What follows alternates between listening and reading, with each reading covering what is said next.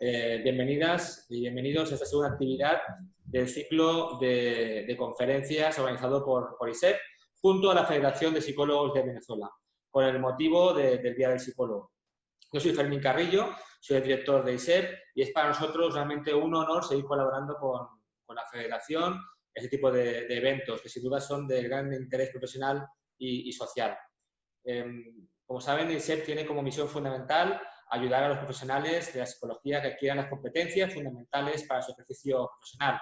Y si es de la mano de la Federación de Psicólogos de Venezuela, pues mucho mejor. La conferencia de hoy tiene como tema potenciando la resiliencia en la familia y está a cargo de la psicóloga María Beatriz Pereira. ¿Cuál será la estructura de la actividad? Pues a continuación tendremos una introducción con una breve caracterización local del tema a cargo de Celia Jiménez, de la Federación de Psicólogos de Venezuela. Posteriormente presentaré a la ponente que durante 3/4 de hora hará su exposición. Finalmente, los asistentes a la conferencia podrán formular preguntas. Lo que yo les solicito a todos ustedes es que las preguntas, si quieren, las van anotando en el chat si quieren, pero no las envíen hasta que no finalice la intervención de la profesora, más que nada para que no queden al final del hilo de preguntas, sino cuando acabe de hablar la ponente, pues escriben la pregunta en el chat y iremos leyendo las preguntas para que la profesora Beatriz las pueda responder. Esta actividad finalizará aproximadamente como a las 2:30 de hora de Venezuela, 7:30 hora de España. Y sin más preámbulos, voy a dar de paso a Celia Jiménez, de la Federación de Psicólogos de Venezuela, que nos va a enviar un saludo y, por supuesto, hacer una introducción de la temática. Cuando quieras, Celia. Buenas tardes, un saludo, María Beatriz. Gusto en saludarte, conocerte. Bueno, de aquí yo me imagino que ustedes tendrán muchísima información sobre lo que sucede en Venezuela con la familia. Son muchas las dificultades que nosotros enfrentamos día a día, económicas, sociales, políticas. Y la familia se ha convertido en un eje fundamental para el desarrollo y protección de los niños y como un modelo para enfrentar las dificultades. La familia es como una fuente de protección, porque permite que estos niños puedan más adelante tener las herramientas para poder vencer las adversidades. Posteriormente, en la familia se ha venido con muchas dificultades, se ha venido desarrollando y actualmente desarrolla estrategias digamos, creativas para enfrentar las dificultades. El venezolano se ha vuelto muy creativo. Él comienza, si no hay tal alimento, lo sustituye. Si no puedo resolver esta situación, busco la manera como hacerlo. Entonces nos hemos vuelto como unos magos, como llamo yo, unos magos para poder sortear las adversidades que se nos presentan día a día. Hay muchas definiciones de familia, pero una de las más importantes es que es un espacio de unión, de encuentro en la familia, y que a través de ese mensaje que reciben los niños en la familia, es que más adelante van a poder tener esas herramientas para enfrentar las adversidades. Muchísimas gracias. Bueno, mi nombre es María Beatriz Pereira. A partir de ahora me gustaría que me llamaran Maribí, por aquello de acortar el nombre. Pero Maribí, espera que te interrumpa, si te parece te presento.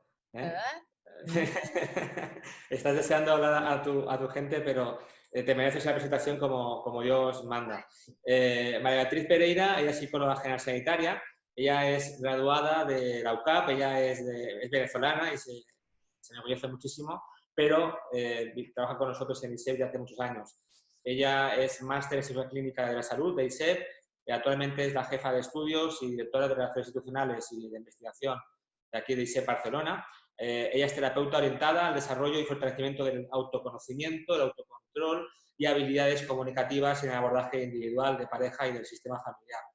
Ella está habituada a trabajar en centros educativos, tiene muchísima experiencia en temas de coaching personal y profesional y es habitual colaboradora en publicaciones de distintos medios de comunicación. Y ahora sí, Mariví, te dejo toda la audiencia para ti y muchas gracias por tu siempre disposición a este tipo de actividades. Gracias. Muchas gracias, Fermín. Ahora sí, pues un honor para mí estar aquí, sobre todo abordando este tema, que es el tema de la resiliencia. Eh, Encantada, sobre todo también porque de alguna manera me toca en una forma más directa, porque hablo de alguna manera bueno, con venezolanos. Yo soy venezolana, tengo 7 años aquí.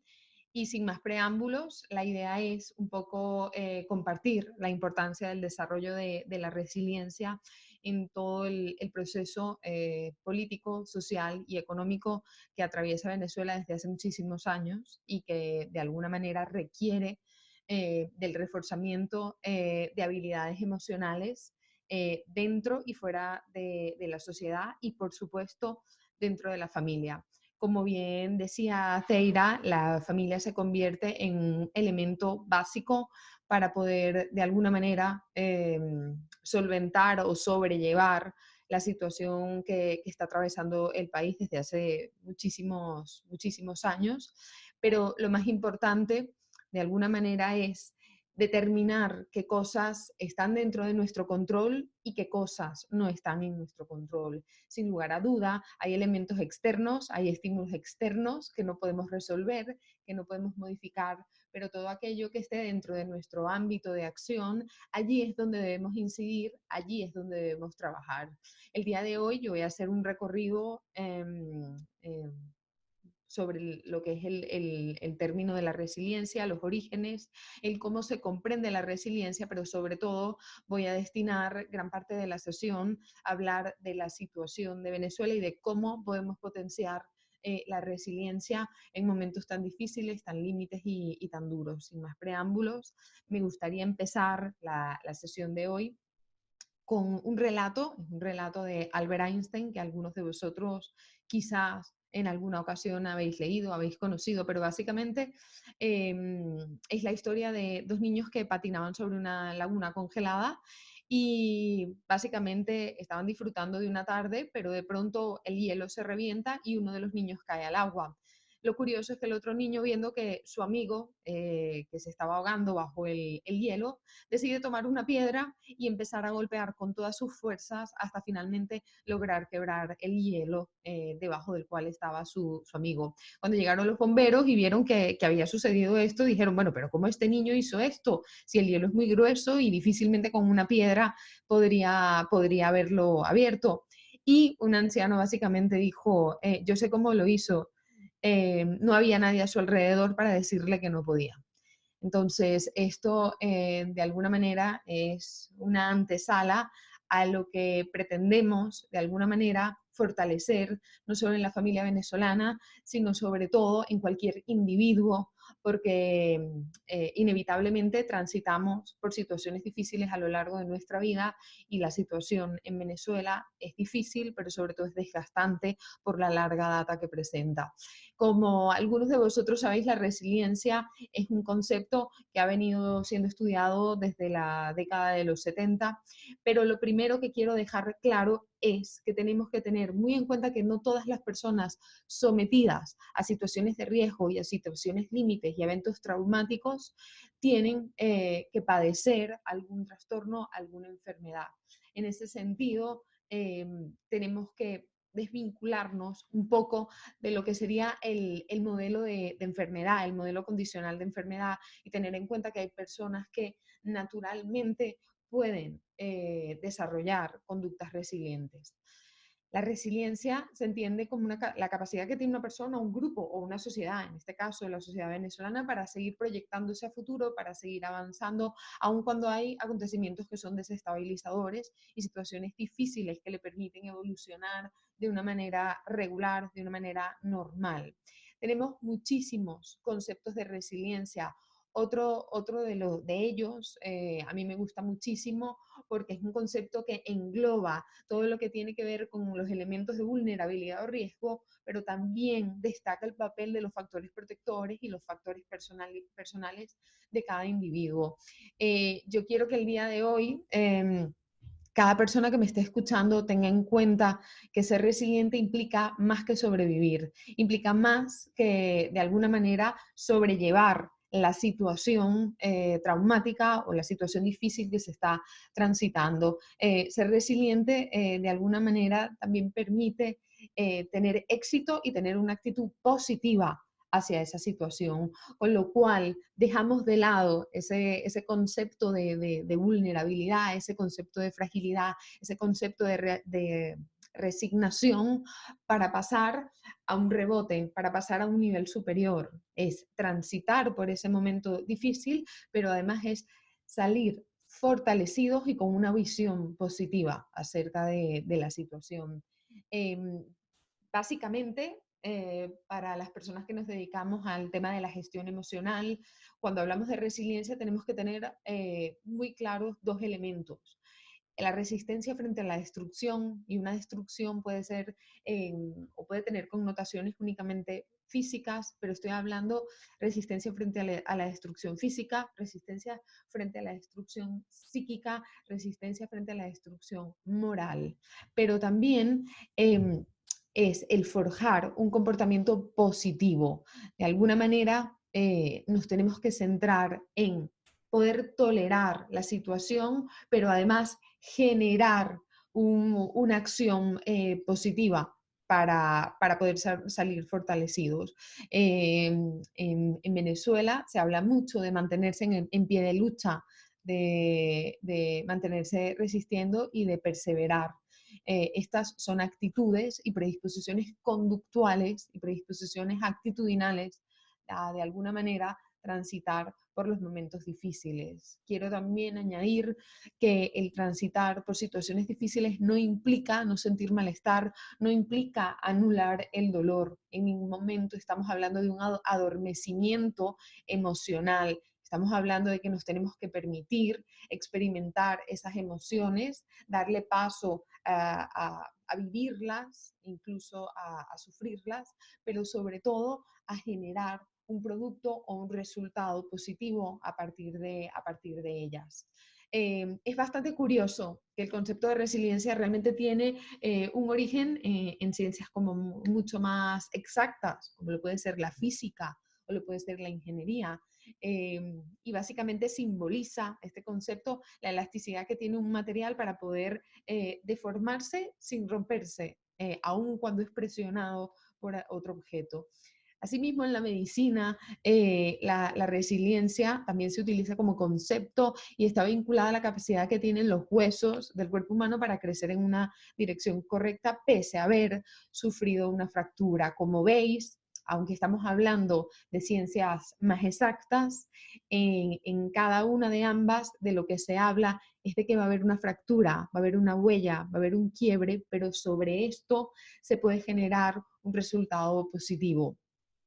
Finalmente, la resiliencia acoge una connotación dentro de lo que son las ciencias sociales, las ciencias humanas, como la psicología, la pedagogía o incluso la sociología, y se asocia con ser rebotado, con reanimarse, con reactivarse, con salir adelante, con dar un salto después de haber padecido una situación traumática. Tengamos en cuenta que el trauma de alguna forma se define como una situación estresante y desde algunas perspectivas se consideran los traumas con la T minúscula, que son eventos vitales que suelen ser de alguna manera frecuentes o comunes entre los individuos, mientras que los traumas con T mayúscula hacen alusión a eventos que no son tan frecuentes y que tienen unas consecuencias significativas e incluso generan un antes y un después en la vida de esa persona. En ese sentido, cuando hablamos de resiliencia, estamos incorporando todo aquel evento estresante, todo aquel evento traumático, independientemente de si es más frecuente o menos frecuente. El caso de Venezuela, sin lugar a duda, representa una situación estresante que en un primer momento parecía aguda, pero se ha venido cronificando con ciertos puntos de agudeza, pero sobre todo lo preocupante y lo alarmante de cara a la salud mental es que es una situación que desgasta y que promueve en gran medida el sentimiento de desesperanza. El sentimiento de desesperanza de alguna manera se vincula con enfermedades o con pseudopatologías o con psicopatologías como la depresión, la ansiedad e incluso en algunas personas puede llevar a experimentar ideaciones suicidas al verse de alguna manera incapaces de poder gestionar este tipo de situaciones. En ese sentido, nos vamos a enfocar en el fenómeno y en la situación de Venezuela porque realmente es una situación, como bien he dicho y como bien me reafirmo, que se ha cronificado y que está desgastando a la sociedad porque tiene implicaciones no solo de carácter político, sino de carácter económico, social y moral. Quisiera, de alguna manera, comentaros que a pesar de que el concepto fue un concepto creado o que surge en el año 72 por parte de un psicólogo, uno de los estudios que a mí me resulta más significativo son los de Amy Werner y Ruth Smith. Ellas fueron psicólogas especializadas en desarrollo infantil y voy a hacer énfasis en el desarrollo infantil porque desde muy pequeños es que tenemos que empezar a crear todos estos factores protectores que involucran la resiliencia. Básicamente estas dos autoras se encargaron de estudiar la influencia de los factores de riesgo dentro de la vida de los niños, entendiendo factores de riesgo como modos de vida, entendiendo como factores de riesgo situaciones sociales, situaciones familiares, estresores, sobrecargas, etc. Lo más resaltante de los hallazgos de estas dos autoras es que de alguna manera todos sus estudios, y cabe destacar que entraron en contacto con más de 500 niños, en todos sus estudios se destacó que el afecto y el amor incondicional recibido es la base fundamental para poder superarse. De alguna forma, quiero destacar la importancia de la afectividad, de la emocionalidad en todo lo que implica el proceso de crecer bajo situaciones estresantes.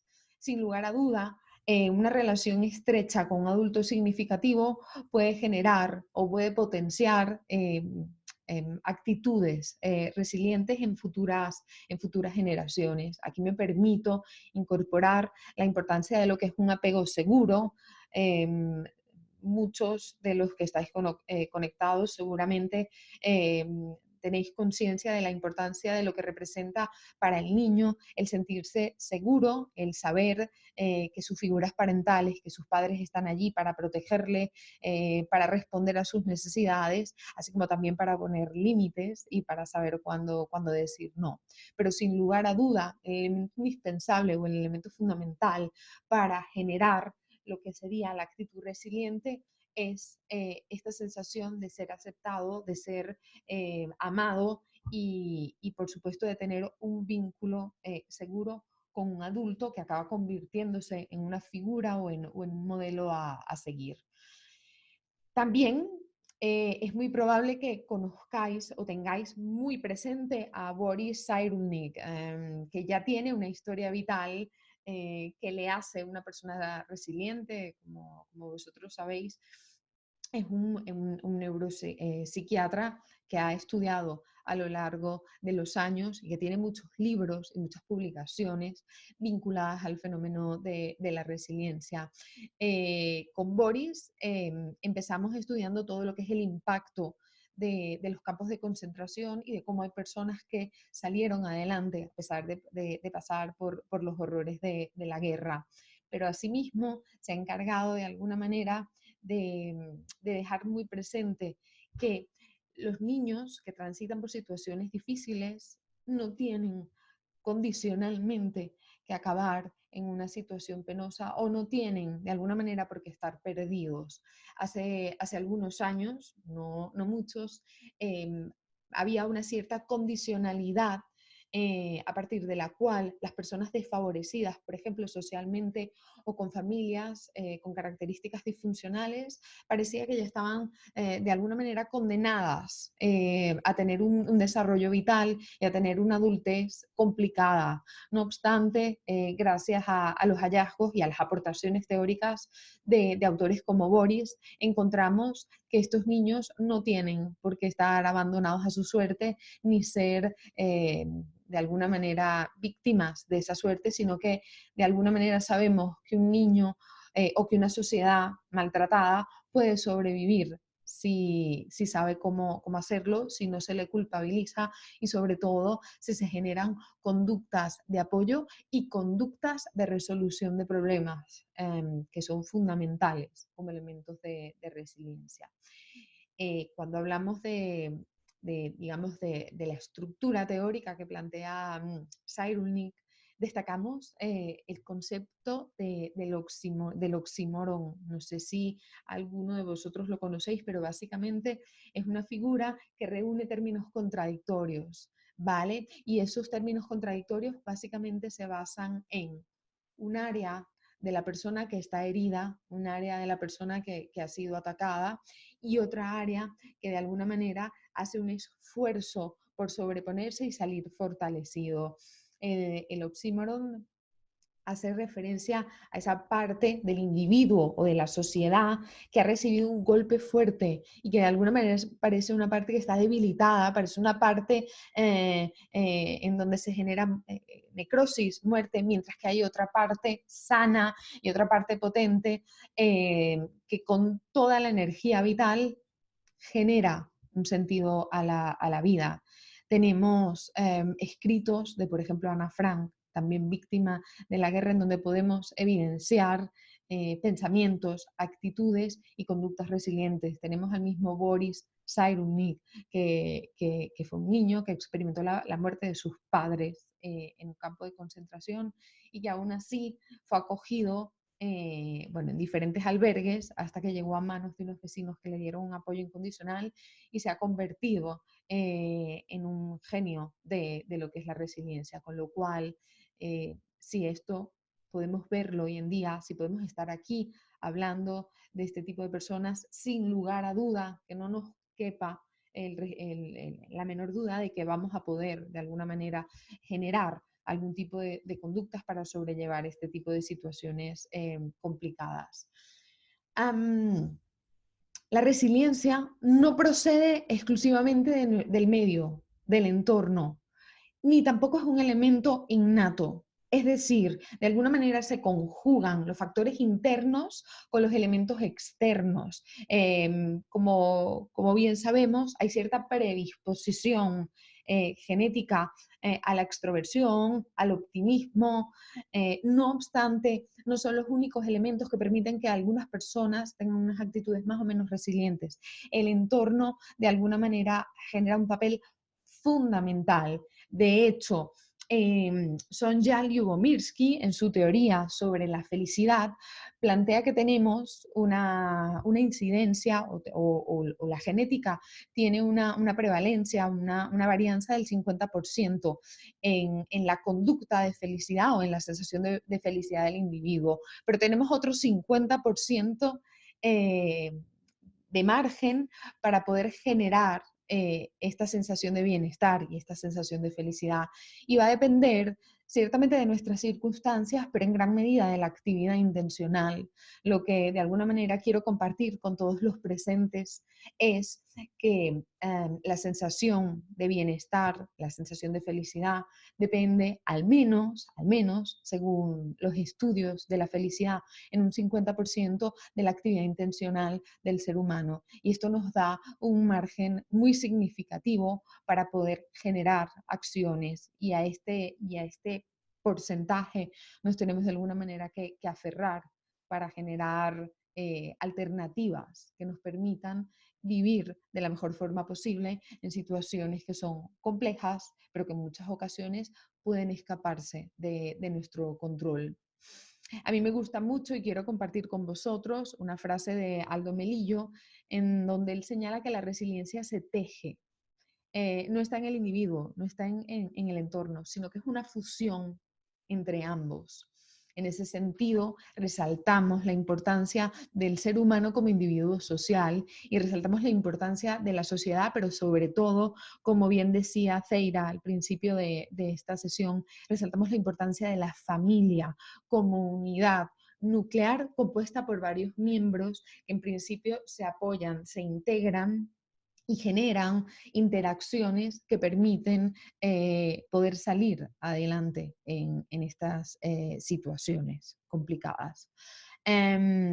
Como os decía, estábamos muy anclados hace algunos años en los modelos de riesgo basados en necesidades, basados en vulnerabilidad, basados en penuria, y hemos pasado a un modelo de prevención, a un modelo de promoción basado en desarrollo de potencialidades, de fortalezas y de recursos. Yo me quisiera centrar de alguna manera en este modelo de prevención y promoción y cómo podemos potenciar actividades y conductas que de alguna manera permitan, en este caso a la sociedad venezolana, poder salir adelante en un entorno difícil, complejo y, como he dicho hace algún rato, bastante desgastante. De alguna manera, en el enfoque de resiliencia, destacamos la importancia de crear, de fomentar, de desarrollar verdaderos escudos protectores contra aspectos que son negativos, sobre todo utilizando esos mecanismos de protección, incluso para superar la situación difícil. Hablamos de creatividad al inicio de esta sesión y sin lugar a duda, un elemento fundamental para poder generar conductas y comportamientos resilientes es la creatividad. Cuando hacemos un estudio profundo de los enfoques que han venido surgiendo de la resiliencia a partir de los años 70, 80, teníamos una primera generación de investigadores que acababa estudiando la resiliencia luego de percibir al individuo que ya estaba adaptado. De alguna manera, lo que hacían era estudiar las características de esos individuos para determinar, porque algunos individuos se adaptaban y otros no.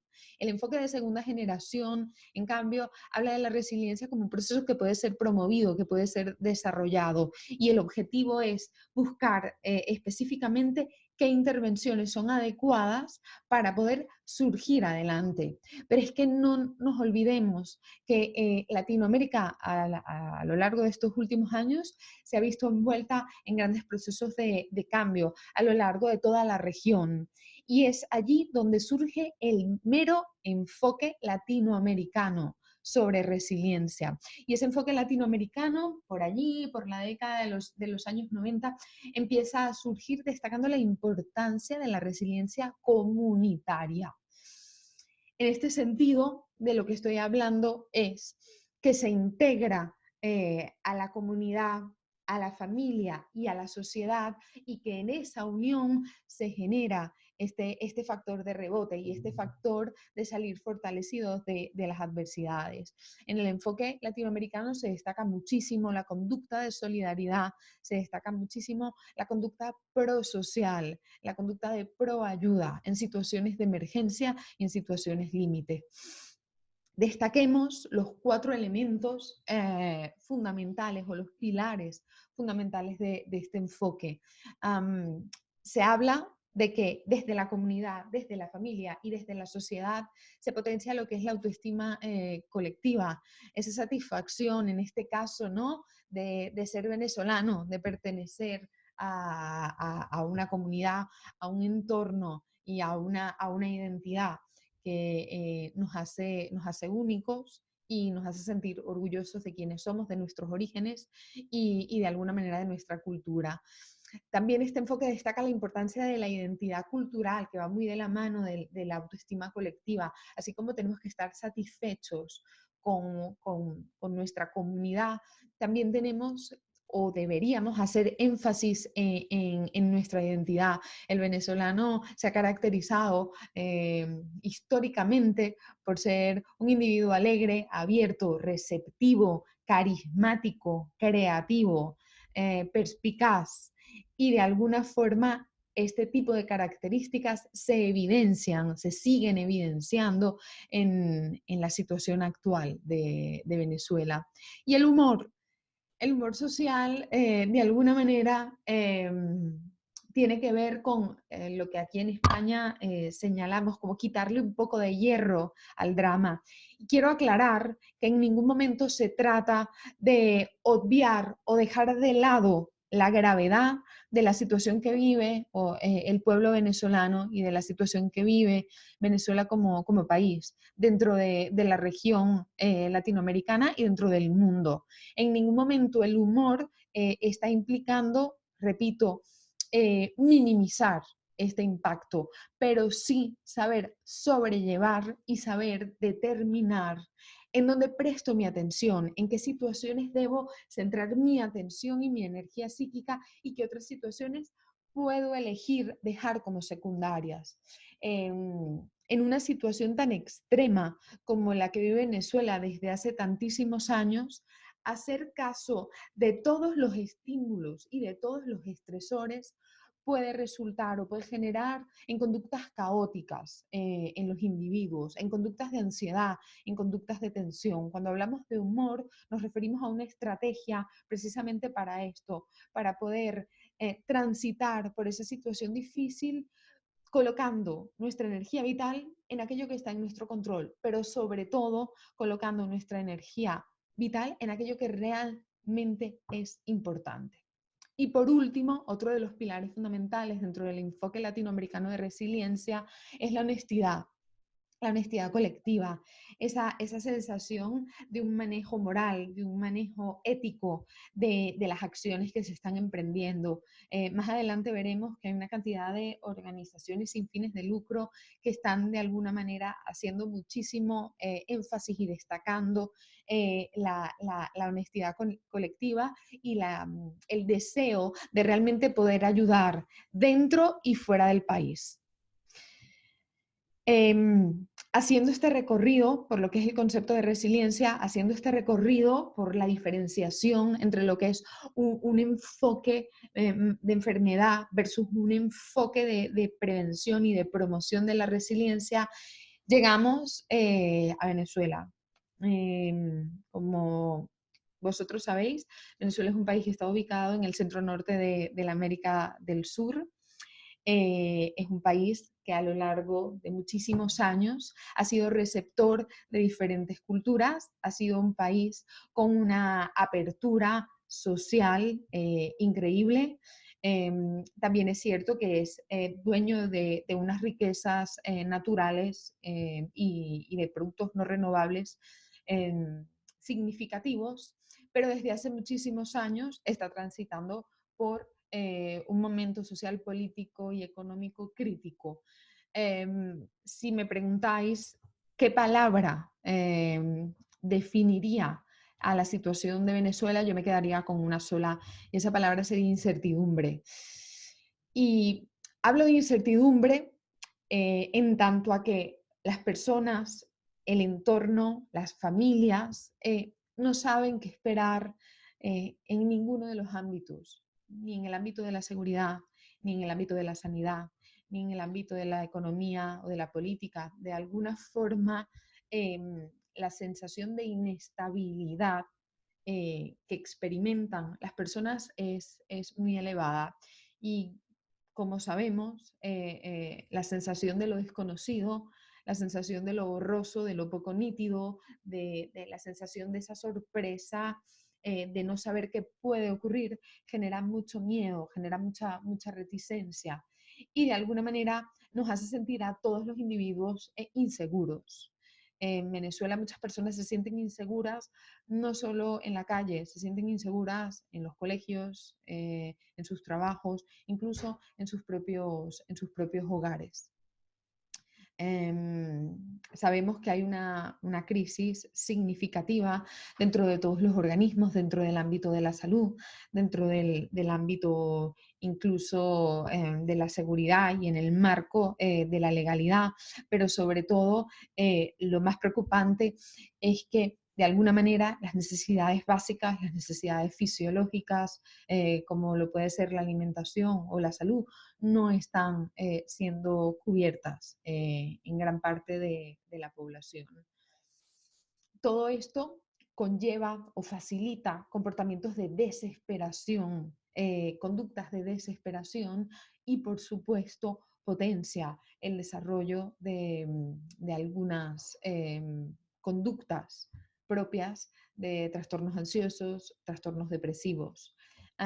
Yo quisiera no solo destacar la situación crítica, yo quiero dar un espacio acá para también destacar todas aquellas acciones, todos aquellos proyectos emprendedores, todas aquellas organizaciones que de alguna manera representan el día de hoy fuerza, representan el día de hoy apoyo, representan el día de hoy resiliencia en Venezuela. Tenemos organismos que están trabajando incluso directamente para poder llevar alimentos a algunos de los sectores más desfavorecidos. Tenemos organismos que se encargan de atender casos de violación a los derechos humanos y tenemos organismos que incluso a nivel exterior están al pendiente de poder colaborar con personas que están transitando por situaciones críticas. En la presentación que comparto el día de hoy con vosotros quedan reflejadas algunas de estas instituciones que trabajan arduamente por poder, dentro de esta situación límite, poder ofrecer alternativas al pueblo venezolano. Para mí, como psicóloga y sobre todo como difusora del tema de la inteligencia emocional, para mí hay 3 aspectos fundamentales en la resiliencia. El primero de ellos es yo tengo. Hay que potenciar en la sociedad, hay que potenciar en las familias la creencia de que realmente existen apoyos. Yo tengo una o más personas dentro de mi familia o dentro de mis amigos en las que puedo confiar, en las que puedo apoyarme. Yo tengo personas que me alientan a salir adelante, personas que me apoyan. Yo tengo buenos modelos a imitar. Yo tengo posibilidad de acceder a salud si lo necesito. Yo tengo un entorno estable. La sensación de saber que hay un apoyo externo, la sensación de saber que no estamos solos, es una sensación fundamental que nos permite transitar o lidiar con la situación de incertidumbre que se vive en Venezuela. Además del yo tengo, es importante y es fundamental el trabajar el yo soy. El yo soy representa todo lo que es mi fuerza interna, mi yo. Y el yo soy una persona que puede agradar, que puede establecer vínculos sociales, que puede de alguna manera manifestar mis potencialidades. El yo soy una persona capaz de mantener la calma y de estar dispuesta. El yo soy alguien capaz de lograr lo que me propongo. El yo soy una persona que respeta a los demás y que de alguna manera solicita respeto. El yo soy alguien que siente empatía. El yo soy responsable y el yo soy optimista son elementos, repito, propios de esa fuerza interior del individuo para poder enfrentar situaciones difíciles. Por tanto, ya no solo nos quedamos con el yo tengo, sino también con el yo soy. Y a continuación vemos las potencialidades en el yo puedo. Yo puedo generar nuevas ideas y nuevos caminos. Yo puedo realizar una tarea por muchas dificultades que tenga. Yo puedo encontrar el humor a pesar de las situaciones difíciles. Yo puedo expresar mis sentimientos y mis pensamientos y no tener que almacenarlos y reprimirlos. Pero yo también puedo encontrar alternativas y soluciones a ciertos conflictos y controlar mi comportamiento en función a las situaciones que se me presentan. Pero sobre todo, esto es algo que hay que trabajar mucho, yo puedo pedir ayuda. Hago énfasis en el tema de pedir ayuda porque en Venezuela, como dije al inicio de esta tertulia o de esta charla que comparto con vosotros, Venezuela se ha caracterizado por ser un pueblo solidario y abierto. Sin embargo, cuando hablamos de pedir ayuda, eso también implica reconocer en el individuo que ese individuo está en una situación de necesidad, en una situación de requerir apoyo. Y muchas veces tememos que ese pedir ayuda pueda ser visto como debilidad o como vulnerabilidad. En este momento y en la situación actual que experimenta el pueblo venezolano, la petición de ayuda a nivel interno y a nivel externo es fundamental en la medida en que haya una sensación de apoyo, una sensación de ser ayudados, una sensación de colaboración. En esa medida potenciamos eh, incluso biológicamente la sensación de bienestar, la sensación de fortaleza, y con ello minimizamos el riesgo de desarrollar algún tipo de síntomas que, lejos de ayudarnos a avanzar, nos debilitan en este camino. Voy a centrarme sobre todo en el objetivo de esta ponencia, que son las familias venezolanas. No obstante, esta información que comparto con vosotros es perfectamente extensible a cualquier sociedad, a cualquier entorno que esté transitando por una situación difícil. En las familias venezolanas, y lo digo con título de propiedad, hay muchísima dificultad, como comentaba Zeira, de cómo gestionar la situación que se vive. En el caso de los niños, sobre todo, muchos padres llegan con la preocupación de cómo manejar la situación con sus hijos. Cuando hablamos de niños, hablamos de personitas que se están formando, personas o individuos que requieren de un entorno seguro, que requieren de una serie de necesidades cubiertas que muchas veces en Venezuela se duda profundamente de poder estar cubriendo esta situación. De hecho, hoy en día muchos niños no tienen acceso a productos que son básicos y que son necesarios para el desarrollo vital. Desde el papel de la familia, lo más importante es validar los sentimientos de los niños. En ocasiones, por no querer preocupar a los niños o por querer mantenerlos un poco ajenos a la situación tan dura que se vive, algunas familias prefieren u optan por no hablar de la situación del país, o incluso cuando los niños preguntan sobre esto, disuaden un poco al niño del tema. Y básicamente está más que comprobado que cuando un niño pregunta sobre un tema, se le debe responder acerca de este tema. No hay por qué ocultar la información. Eso no implica contar a detalle cosas que están sucediendo y que quizás en esas etapas vitales no acaban de ser muy comprensibles, pero hay que validar las preguntas de esos niños y hay que hacerles de alguna manera saber que hay una situación que es diferente.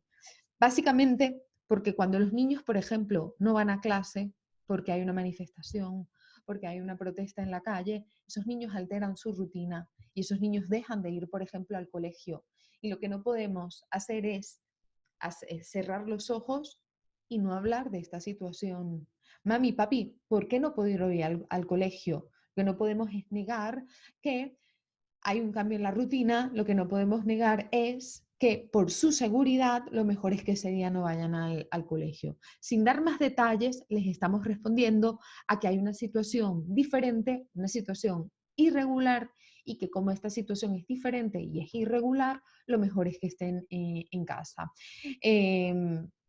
Sin lugar a duda, el brindarles esta información va a minimizar que ellos se hagan fantasías o se hagan ideas erróneas de lo que está sucediendo. En Venezuela se experimenta o hay niños que manifiestan sintomatología ansiosa y sintomatología depresiva, y sin lugar a duda, repito, aislarlos de la información, lejos de ayudarles, lo que va a hacer es promover la incertidumbre.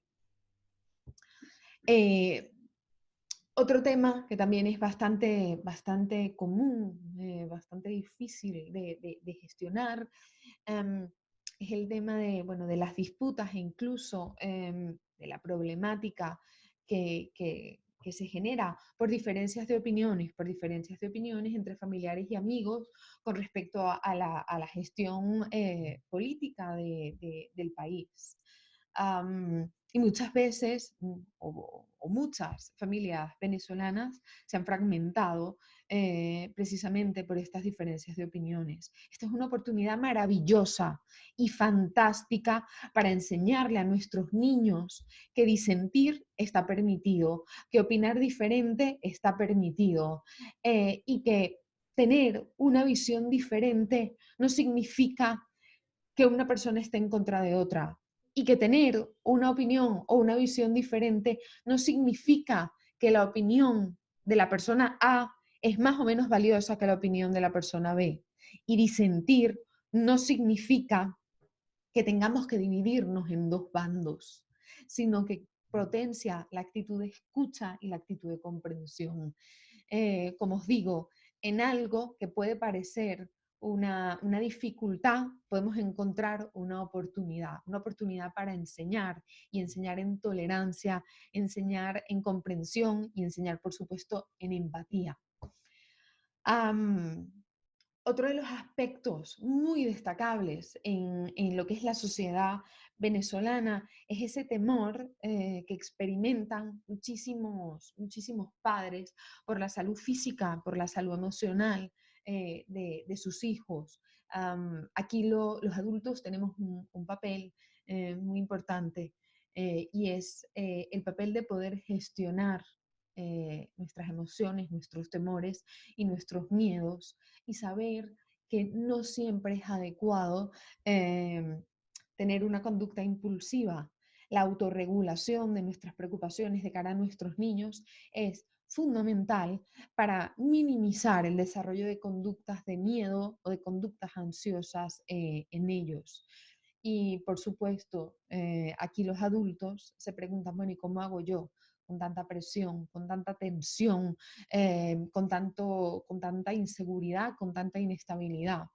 Sin lugar a duda, es importante que encontremos espacios para manifestar nuestra preocupación y malestar entre adultos. Es importante, como os decía, esta conducta comunitaria de apoyo, pero a veces en el día a día y en la rutina se nos sale algún comentario o alguna expresión delante de nuestros niños que de alguna manera puede potenciar, como os he dicho, tensión, nerviosismo, incluso algunas expresiones de violencia. Es fundamental que en la medida de nuestras posibilidades nuestros niños puedan mantener hábitos y rutinas que cumplen en el colegio y en el hogar. Y si por alguna razón circunstancial no pueden, por ejemplo, asistir al colegio, es importante que en casa se haga algún tipo de rutina escolar, que se repase alguna lección, algún tema que esté viendo el niño en ese momento. Básicamente porque eso le ayudará a sentirse seguro y a sentirse que está medianamente en un entorno rutinario. Al igual que estas compras nerviosas que se producen en el entorno venezolano, cuando por ejemplo nos avisan que ha llegado un producto y que la cantidad del producto es limitada, el que nuestros niños participen en esas compras realmente potencia muchísimo su ansiedad. Tendemos, y esto de forma automática, sin realmente tener una intencionalidad, tendemos a querer estar informados, lo cual es muy positivo, pero la sobreinformación, el estar todo el día quizás viendo telediarios, noticieros, debe ser algo importante de regular. Muchas veces, cuando nos enfocamos en el problema y cuando estamos continuamente atendiendo al problema, eso genera que no haya espacio para la solución, para generar alternativas, y sobre todo eso genera que no haya espacio para otro tipo de pensamientos que sean más constructivos, con lo cual yo os invito a, por supuesto, estar siempre informados, pero es muy importante regular esa información y balancearla con un poco de desconexión, de actividades lúdicas y, como os decía hace unos minutos, balancearla sobre todo con humor. Si hablamos de los niños que de alguna manera son los más jóvenes dentro del ciclo vital. No nos podemos olvidar de los adolescentes. Los adolescentes en Venezuela han cogido un papel protagónico, no. Lo siguiente, los estudiantes, y lo digo altamente conmovida, los estudiantes han hecho una labor de expansión mundial de la situación que tenemos en Venezuela. Hay que darles espacio a estos adolescentes para manifestar su rabia y su impotencia. Entendemos que los adolescentes están en una etapa en donde quieren de alguna manera sentirse más libres, más autónomos, en donde están solidificando lo que es su identidad.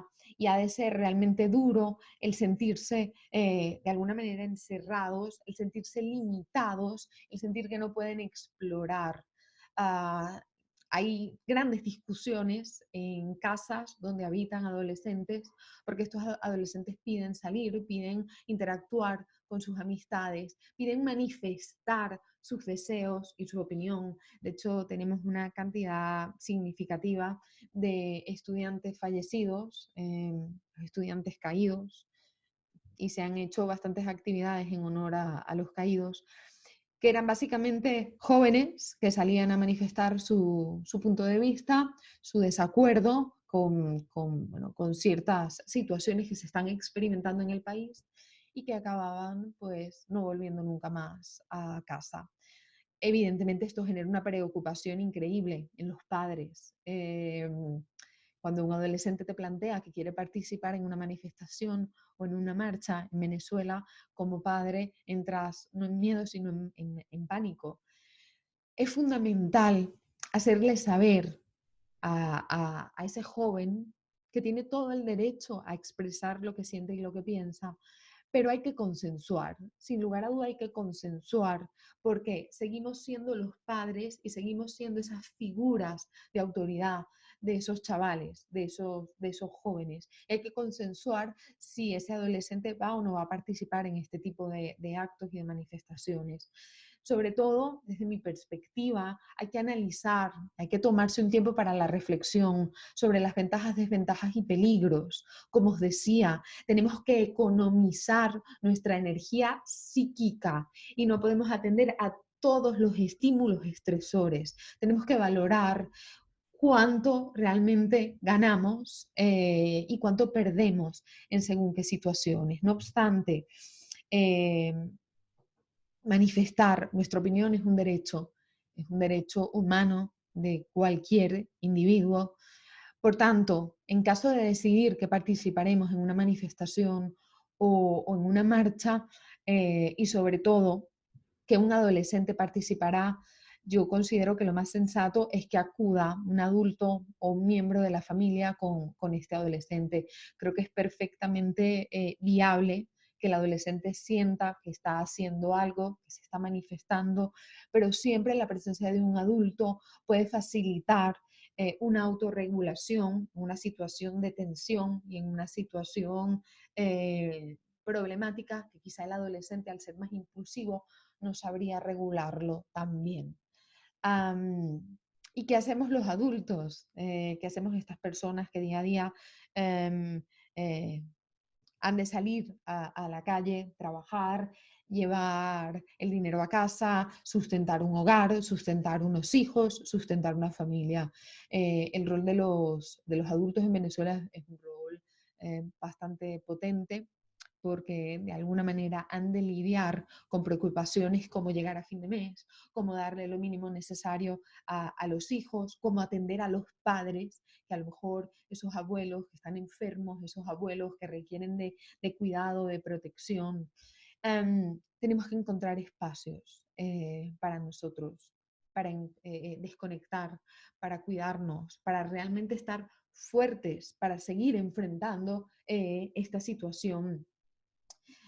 Tenemos que de alguna manera apoyarnos en nuestro entorno social, en nuestras familias, hacer actividades que de alguna manera nos hagan sentir que estamos unidos en la adversidad. Y sin lugar a duda, una de las palabras claves es la solidaridad, es permitirnos ser solidarios con otros cuando lo necesitan y permitir que otros sean solidarios y que nos ayuden cuando nosotros los necesitamos. Las cargas, cuando son compartidas y son divididas, siempre se llevan mejor. Yo quiero destacar, enaltecer y aplaudir, sobre todo, la creatividad que tienen los venezolanos, el ingenio que tienen los venezolanos y que es un rasgo fundamental de las personas altamente resilientes. El venezolano ante la escasez de harina, por ejemplo, se las ingenia.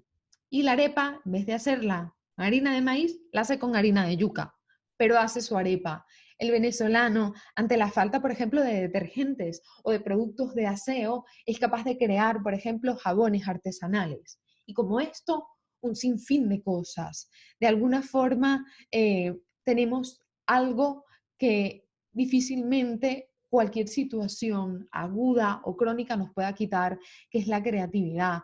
Hay muchísimas personas que aparte de su trabajo regular, de día a día, de lunes a viernes, se las ingenian para tener otros recursos y crean habilidades y se convierten en manitas y hacen manualidades y de alguna manera se desarrollan profesionalmente precisamente por una situación límite. A veces en situaciones límites descubrimos que tenemos habilidades y potencialidades que quizás en situaciones más tranquilas o situaciones más estables no hubiésemos sabido que teníamos. ¿Y qué hacemos con estas personas de la tercera edad? ¿Qué hacemos con los ancianos? ¿Qué hacemos con estas personas que realmente están transitando por la última etapa del ciclo vital y que muchas veces se ven con nietos fuera del país, con hijos fuera del país, con una dificultad para encontrar medicamentos para la tensión, para la diabetes o para cualquier otro tipo de enfermedad mucho más grave? Realmente hay una necesidad imperante desde mi perspectiva para la atención a la tercera edad. En Venezuela se han registrado casos de madres, padres que dejan a criaturas, a bebés en hospitales y básicamente los abandonan. Sin embargo, la figura del anciano es una figura que tiene una situación, no digo que los niños no, pero el anciano tiene una situación bastante compleja, tiene unas limitaciones físicas y tiene una soledad y un aislamiento que hace que en muchas ocasiones sean, yo diría, de la parte de la población más abandonada. Sin lugar a duda, los grupos de ayuda mutua, el brindar espacios en la sociedad civil para que la gente mayor de alguna manera pueda reunirse, para que la gente mayor pueda revivir sus vidas, sus historias, el crear espacios, lo que nosotros acá en España llamamos casales, eh, eh, o espacios físicos donde la gente mayor pueda hacer actividades lúdicas, donde la gente mayor pueda hacer actividades cognitivas, sin lugar a duda, sería un elemento para potenciar la resiliencia. En este sentido, yo nos invito a todos a seguir generando ideas, seguir generando alternativas. La única forma en la que vamos a poder sobreponernos o en la que el venezolano va a poder sobreponerse a esta situación es generando recursos ante la adversidad. En ocasiones es perfectamente entendible el cansancio, es perfectamente entendible la desesperanza, pero perfectamente estos recursos de creatividad, estos recursos de perseverancia, estos recursos de alguna manera de ingenio son los que nos van a permitir salir adelante. Siempre, siempre, siempre tenemos que enfocarnos en qué puedo hacer yo o cómo puedo convertir esta limitante en una oportunidad. Siempre que se nos presente un problema, la clave es buscar alternativas de solución. Y eso es lo que probablemente conlleve a que el venezolano pueda seguir transitando por esta situación sin perder la esperanza. Yo quiero, de alguna manera, destacar que el sentido del humor, la capacidad de adaptación y la creatividad son características muy destacables en venezolanos que están dentro y fuera del país. Y probablemente son elementos que como sociedad y que como comunidad nos han hecho lo suficientemente resistentes para poder seguir adelante pese a la peor crisis que ha vivido el país. Es impresionante las conductas de solidaridad, las conductas de ayuda y sobre todo las conductas de resolución que cada vez se van viendo, no solo a través de nuestras pantallas, no solo a través de las redes sociales, sino a través de pequeñas comunidades y de pequeñas urbanizaciones. Yo quiero cerrar el día de hoy agradeciendo la oportunidad, estando totalmente complacida y orgullosa de poder compartir este pequeño espacio de tiempo con vosotros y sobre todo cerrando con unas frases de una canción que yo creo que si hay algunos cuantos venezolanos aquí se sentirán más que identificados. Venezuela, por haberme dado tanto, estoy contigo en la risa y en el llanto. Sin lugar a duda, todo esto con amor para Venezuela. Muchísimas gracias. Muchas gracias. ¿Se me oye? Te oigo. Ah, perfecto. Bueno, pues gracias por tu intervención. Y si les parece, en el apartado de chat pueden hacer las preguntas que deseen.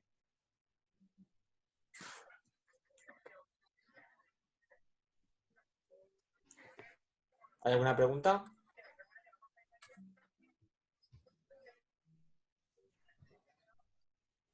Sí, las preguntas se van escribiendo.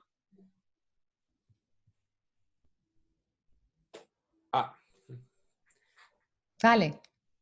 Sí, comentan acá que ha quedado un poco la duda entre lo que es un trauma con T mayúscula y con T minúscula. Yo os comentaba que todos, absolutamente todos los individuos transitamos por experiencias difíciles, experiencias complicadas y experiencias traumáticas. Esas experiencias de alguna manera configuran quiénes somos y quiénes acabaremos siendo. Las experiencias traumáticas, entendiendo trauma de mayúscula, como le he nombrado yo, se refieren a situaciones vitales límites, catástrofes, como por ejemplo el deslave de Vargas. No sé si la persona que lo pregunta es venezolana, pero catástrofes como el deslave de Vargas, catástrofes como por ejemplo la muerte de un sinfín de estudiantes a razón de salir a protestas, catástrofes como también podrían ser todo el tema de la intimidación o del secuestro violento, son traumas con T mayúscula. Básicamente, ¿por qué?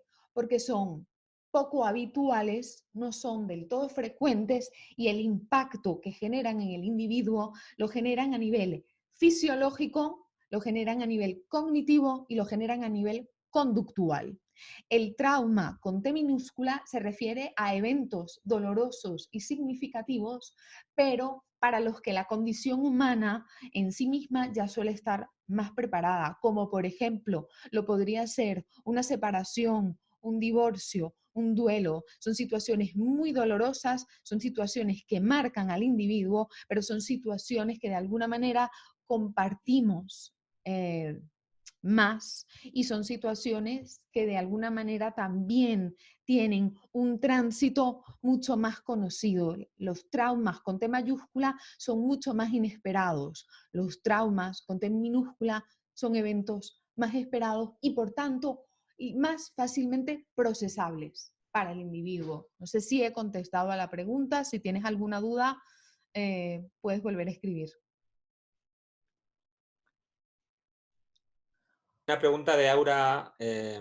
Sí. ¿El oxímoron se refiere entonces a un aspecto interno del individuo? Ok, cuando hablamos del oxímoron, Aura, yo hablaba sobre todo de que esto es una descripción que hace Boris Cyrulnik, un experto en resiliencia, para hablar de dos elementos que están contrapuestos en ese individuo, que son elementos opuestos, pero que de alguna manera le permiten internamente, como bien has dicho, sí, es parte interna, le permiten al individuo sufrir por la herida, de alguna manera padecer por la herida, pero por otro lado, fortalecerse y sacar la parte más potente para ante esa herida crear una actitud de resiliencia, de bienestar y de florecimiento. Muy bien, ¿alguna pregunta más? Yo quisiera hacer una pregunta. Uy, aquí estás, Teira. Ajá, es que Hola. se me perdió el icono allí. Mira, te felicito por la ponencia, estuvo excelente. Hay una metáfora que me encantó, que es que la resiliencia se teje. Verá que es una metáfora hermosa, porque es algo que se va desarrollando, ¿verdad? Se va construyendo, como dices tú. No es un producto. Ahora, yo me pregunto, por ejemplo, un niño en una familia que vive muchas vicisitudes, pero que sale adelante, que sale de las adversidades, las enfrenta. Pero tú dijiste que había un 50% que dependía de la voluntad, de la acción voluntaria. ¿Cómo es eso? Vale, te comento, cuando yo estaba hablando sobre este famoso 50%, yo me estaba refiriendo a los estudios que ha realizado Sonja Lyubomirsky. Sonja Lyubomirsky es una neuropsicóloga que se ha decantado por estudiar la felicidad y el bienestar en el ser humano. Ella ha realizado numerosas investigaciones de corte tanto transversal como longitudinal, y ella ha encontrado, de hecho tiene un libro llamado La ciencia de la felicidad, y ella lo que ha encontrado es que si bien es cierto que no podemos omitir de alguna manera el factor genético, la predisposición genética que podemos tener las personas, hay un 50% de actividad intencional en tanto a que si yo trabajo en pro de minimizar, por ejemplo, mis debilidades. Por poner un ejemplo, si yo tengo excesiva timidez y mi actividad intencional va enfocada a fortalecer o a crear habilidades para enfrentar esa timidez, probablemente ese 50% genético no tenga tanto impacto. Sin lugar a duda, el 50% de actividad intencional nos abre una oportunidad para generar redes de apoyo y para generar nuevos formatos educativos. A los niños habitualmente les enseñamos aptitudes y habilidades técnicas, pero cada vez estamos más conscientes de que tenemos que incorporar desde muy pequeñitos las habilidades de reconocimiento emocional y de regulación emocional. Solo en esa medida ese niño va a poder incorporar sus vivencias, saber lo que representan esas vivencias para sí mismo y poder generar alternativas. Repito, la actividad intencional en el caso de los niños va muy mediada, muy interferida por la postura de los padres. No sé si con esto, Ceira, consigo contestar a tu pregunta. Sí, muy bien, gracias. Tenía otra pregunta. Yo creo que los venezolanos no estábamos acostumbrados a pasar trabajo. Parte de la población, porque acuérdate que sí había una gran pobreza, pero no estábamos acostumbrados a eso. Y no sé cómo sacamos tantas capacidades, porque tú ves cómo hay tantos emprendedores. Yo todos los días en la televisión que si hace traje de baño, que si hace esto, que si pone unas hamburguesas, que si hace churro, lo que sea. Entonces, ¿de dónde? Porque como vivíamos tranquilamente, no teníamos problemas, no teníamos que enfrentar tanta adversidad. Yo no sé si es que ya lo teníamos, esa resiliencia en los afectos, en el apoyo de la familia, y al tener esta situación es como que hubiéramos sacado eso, Correcto. se hubiera potenciado pues. Correcto. Fíjate que yo comentaba que una de las características que quiero aplaudir, que aplaudo y que refuerzo, es ese ímpetu por el que se caracteriza el venezolano dentro y fuera del territorio nacional. El venezolano se asocia con una persona, como decimos, echado para adelante, creativo, innovador. Hay en nuestra cultura, de alguna manera ya muy instaurada, esa tendencia a ir hacia hacia adelante. Porque al venezolano, si lo analizamos, entiéndeme cuando digo que le gusta vivir bien. Al venezolano le tiene un punto hedonista, un punto sibarita, en el que quiere realmente disfrutar, en el que quiere realmente estar bien. Y eso de alguna manera conjuga a nuestro favor para en situaciones difíciles poder potenciar todos los recursos que tenemos. Otro elemento que nos ayuda de forma muy significativa es el humor. Eso que yo decía, ¿no? Ese punto de quitar hierro a las situaciones también permite que ante momentos de tensión consigamos serenarnos y esa serenidad facilita lo que sería el pensamiento creativo. Entonces, sin lugar a dudas, ya hay un histórico a partir del cual nosotros construimos y deconstruimos un poco nuestra realidad. Posiblemente a partir de carencias, y eso es lo que nos ha permitido en situaciones tan extremas como las que vivimos, generar recursos que a lo mejor sociedades que tienen las cosas mucho más hechas, mucho más diseñadas, mucho más a mano, a lo mejor no tienen esa capacidad de resolución. Muy bien. Ha sido algo positivo. Bueno, seguimos con más preguntas que nuestros asistentes realizan. En caso, por ejemplo, de Arlenis, pregunta ¿qué medidas se pueden emplear especialmente para pacientes que se encuentran en el área hospitalaria? Por ejemplo, pacientes que están hospitalizados en esta crisis. ¿Cómo se logra que estas personas logren una actitud más positiva? Fantástico, esta es una pregunta, es una de las preguntas más complejas que se puede realizar porque como bien dije, estos pacientes muchos están en situaciones muy críticas y muy críticas en tanto que ni siquiera hay medicamentos.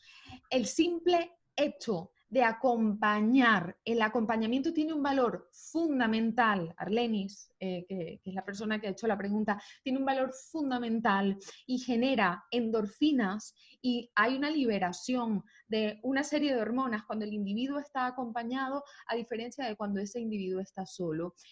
Para los pacientes hospitalizados en situación de crisis, como la crisis venezolana, no hay nada mejor que ser constantes en el acompañamiento y sobre todo escuchar sus necesidades y sus peticiones. ¿Qué podemos hacer por esa persona? ¿Qué le haría feliz en ese momento a esa persona? ¿Está dentro de nuestras posibilidades? ¿No está dentro de nuestras posibilidades? ¿Cómo podemos aproximar, ayudar a que esa persona consiga sus objetivos? Y por supuesto no olvidemos el recurrir a todas las organizaciones y a todos los organismos que de alguna manera apoyan todo lo que tiene que ver el tema de medicamentos y todo lo que tiene que ver el tema de alimentación, que cada vez son más organismos no gubernamentales. ¿Vale? Muy bien. Otra pregunta de Aura que indica, ¿la resiliencia igualmente se da con otras personas que no sean los padres? Por supuesto que sí. Siempre que tengamos la presencia de un adulto significativo, siempre que tengamos la presencia de una persona que sea un referente para nosotros como individuos y que nos motive a tirar adelante o que nos muestre las fortalezas, siempre vamos a poder desarrollar actitudes y aptitudes resilientes. Bien. Eliana Guerrero nos pregunta, buenas tardes, mi planteamiento es en relación al trauma de mayúscula y trauma de minúscula.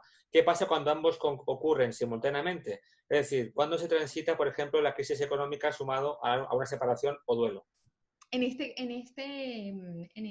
ejemplo que has señalado, estamos hablando de dos T minúsculas, es decir, de dos situaciones traumáticas que pueden ser experimentables con más frecuencia de la que creemos. Sin embargo, cuando hay una conjunción de varios traumas, evidentemente hay que tener mucho cuidado porque la persona se siente debilitada por diferentes ámbitos. Nosotros en psicología utilizamos mucho la imagen metafórica de una mesa de 4 patas. Una pata se conforma de lo que sería la familia, otra pata del trabajo, otra pata de todo lo que tiene que ver con actividad social, amistades, y otra pata que tiene mucho que ver con el crecimiento personal, con la autoestima y con el autoconocimiento. Se dice que cuando esa mesa está configurada, cuando tenemos amistades, familia, cuando tenemos un desarrollo personal y cuando tenemos un trabajo, de alguna manera nos encontramos sólidos. Si la pata de la ¿cómo me dijiste tú? Si la pata de la separación o de la pareja cae, tenemos otras 3 patas sobre las que apoyarnos. Si se caen 2 patas, que en este caso es el tema profesional o el tema económico y el tema familiar, aquí lo más importante siempre será refugiarnos en nuestros vínculos próximos, en este caso en familia y en amistades. De alguna manera, cuando se conjugan traumas, la persona queda limitada en su capacidad de gestión o en su capacidad de crear soluciones alternativas, pero cuando se rodea de un entorno que le apoya, esta persona se siente menos sola y por tanto se pueden potenciar acciones de resolución. Incluso el entorno puede facilitarle ideas de cómo superar una crisis económica. Muy bien. ¿Alguna pregunta más? ¿Pereira? Bueno, no me queda más que felicitarla. Realmente que es excelente y hay muchas cosas que analizar en esta ponencia, que ya tendré tiempo de revisarla. Había un factor, porque aquí se decía que la resiliencia era pasividad, que los venezolanos estaban muy pasivos ante la situación y que no debía de ser resiliencia. Yo tengo claro que no tiene que ver pasividad con resiliencia y creo que lo mencionó María Beatriz. ¿Por qué se tiende a decir que las personas resilientes pueden llegar a ser pasivas? Perfecto. Esto es algo que se ha discutido incluso en algunos programas de televisión. ¿En qué sentido? La resiliencia no implica actitud agresiva o actitud de confrontación. La resiliencia, de hecho, es un proceso mucho más interno, en donde el individuo analiza cuáles son sus recursos. Y como dije al principio de esta tertulia, no podemos controlar muchas cosas y a veces desgastamos nuestra energía vital enfocándonos en esas cosas que no podemos controlar. Cuando yo hablo de resiliencia, hablo de que muchísimas veces es mejor no enfrentarnos a esas cosas que no podemos controlar, sino centrarnos en aquello que podemos controlar. Yo leí hace no mucho, creo que en abril aproximadamente, un periódico venezolano que decía que una de las cosas que preocupaba en Venezuela era el hecho de que el venezolano acababa adaptándose a esta situación y normalizándola. La resiliencia no implica que nos adaptemos a una situación crítica, a una situación límite, a una situación difícil, a una situación de penuria. La resiliencia implica que seamos lo suficientemente resistentes para poder transitar por ella, para permitirnos bajones emocionales, pero sobre todo para siempre, siempre tener muy en cuenta que tenemos la capacidad de generar acciones para poder transitarlo. Repito, no hablo de resignación, hablo de reconstrucción. Muy bien, muchas gracias, María. Bueno, veo que no hay más preguntas. Si os parece, bueno, vamos a concluir la actividad. Eso sí, agradeciendo muchísimo a María Beatriz Pereira por su maravillosa intervención. Yo sé que te hacía mucha ilusión esta charla, muchísimo por lo que te toca de cerca. También, por supuesto, a Teira Jiménez como representante de la Federación de Psicólogos de Venezuela.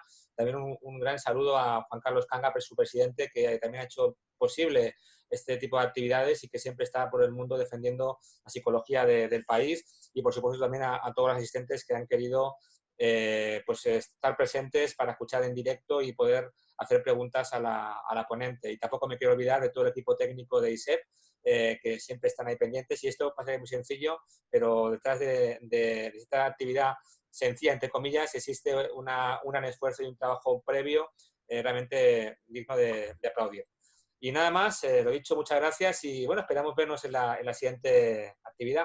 Así que buenos días, buenas tardes allá en Venezuela y aquí en España, buenas noches.